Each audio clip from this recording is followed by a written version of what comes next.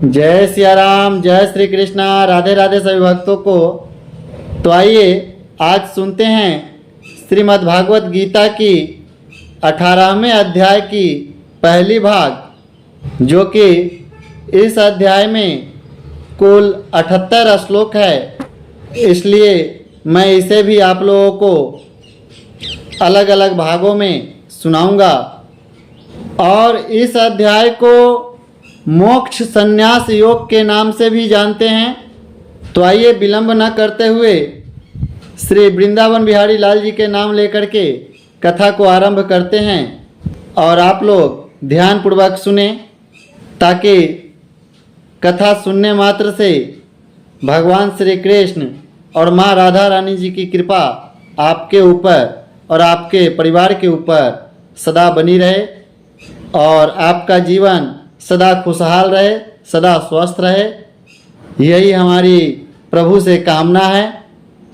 तो आइए आप लोग कथा को ध्यानपूर्वक श्रवण करें।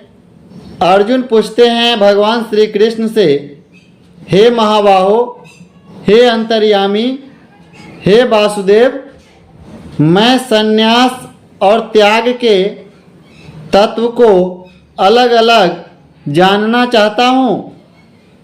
इस प्रकार अर्जुन के पूछने पर भगवान श्री कृष्ण कहते हैं, हे अर्जुन, कितने ही पंडित जन तो काम्य कर्मों के त्याग को संन्यास जानते हैं, और कितने ही विचार कुशल पुरुष सब कर्मों के फल के त्याग को त्याग कहते हैं, तथा कई एक विद्वान ऐसे कहते हैं कि कर्म सभी दोष युक्त हैं, इसलिए त्यागने के योग्य है।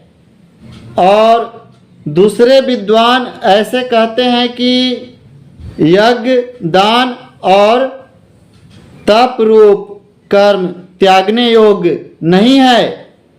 परंतु हे अर्जुन, उस त्याग के विषय में तू मेरे निश्चय को सुन।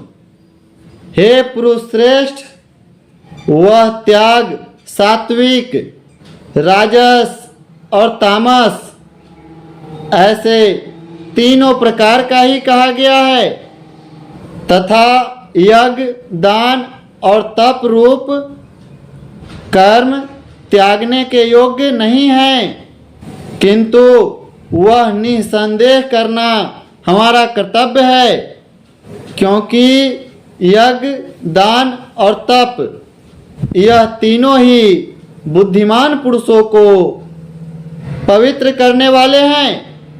इसलिए हे पार्थ, यह यज्ञ, दान और तप रूप कर्म तथा और भी संपूर्ण श्रेष्ठ कर्म आसक्ति को और फलों को त्याग कर अवश्य ही करने चाहिए, ऐसा मेरा निश्चय किया हुआ उत्तम मत है।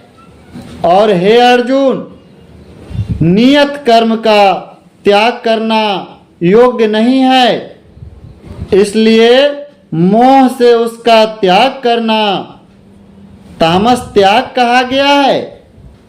यदि कोई मनुष्य जो कुछ कर्म है वह सब ही दुख रूप है, ऐसे समझकर शारीरिक क्लेश के भय से कर्मों का त्याग कर दें, तो वह पुरुष राजस त्याग को करके भी त्याग के फल को प्राप्त नहीं होता है, अर्थात उसका वह त्याग करना व्यर्थ ही होता है।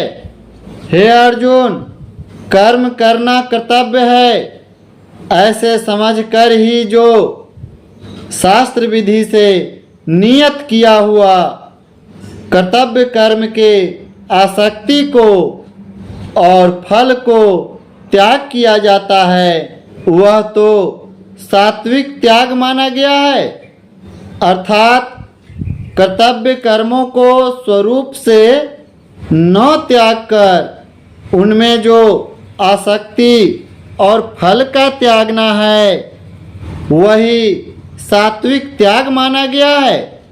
हे अर्जुन, जो पुरुष अकल्याणकारक कर्म से तो द्वेष नहीं करता है और कल्याणकारक कर्म में आसक्त नहीं होता है, वह शुद्ध सत्व गुण से युक्त हुआ पुरुष संशय रहित, ज्ञानवान और त्यागी हैं। क्योंकि देहधारी पुरुष के द्वारा संपूर्णता से सब कर्म त्यागे जाने को शक्य नहीं है।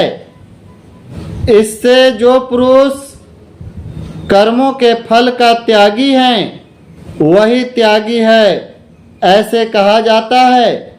सकामी पुरुषों के कर्म का ही अच्छा, बुरा और मिला हुआ ऐसे 3 प्रकार का फल मरने के पश्चात भी होता है, क्योंकि उनके द्वारा होने वाले कर्म वास्तव में कर्म नहीं है।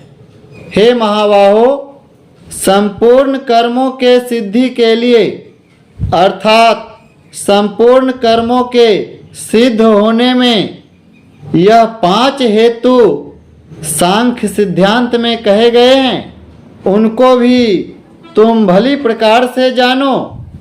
हे अर्जुन, इस विषय में आधार और कर्ता तथा न्यारे न्यारे करण और नाना प्रकार की न्यारी न्यारी चेष्टा एवं वैसे ही 5वां हेतु दैव कहा जाता है, क्योंकि मनुष्य मन, वाणी और शरीर से शास्त्र के अनुसार अथवा विपरीत भी जो कुछ कर्म आरंभ करता है, उसके यह 5 ही कारण हैं। परंतु ऐसा होने पर भी जो पुरुष अशुद्ध बुद्धि होने के कारण उस विषय में केवल शुद्ध स्वरूप आत्मा को करता देखता है, हे अर्जुन, जिस पुरुष के अंतःकरण में मैं करता हूँ ऐसा भाव नहीं है तथा जिसकी बुद्धि सांसारिक पदार्थों में और संपूर्ण कर्मों में लिपायमान नहीं होता है, वह पुरुष इन सब लोकों को मारकर भी वास्तव में न तो मारता है और न पाप से बंधता है। हे भारत, ज्ञाता, ज्ञान और ज्ञेय यह तीनों तो कर्म के प्रेरक हैं, अर्थात इन तीनों के संयोग से तो कर्म में प्रवृत्त होने की इच्छा उत्पन्न होती है और कर्ता, करण और क्रिया यह तीनों कर्म के संग्रह हैं, अर्थात इन तीनों के संयोग से कर्म बनता है। तो ये थी श्रीमद् भागवत गीता 18वां अध्याय, जो कि इस अध्याय में 78 श्लोक है, इसलिए मैं अलग अलग भागों में आप लोगों को सुनाऊंगा और इसमें मैं आपको श्लोक नंबर 1 से 18 तक सुनाया हूँ। 18 के बाद आगे की वीडियो में आप लोग सुनेंगे। तो चलिए मिलते हैं अगली वीडियो में, तब तक के लिए जय सिया राम, जय श्री कृष्णा, राधे राधे। और एक बार प्रेम से बोलिए वृंदावन बिहारी लाल की जय।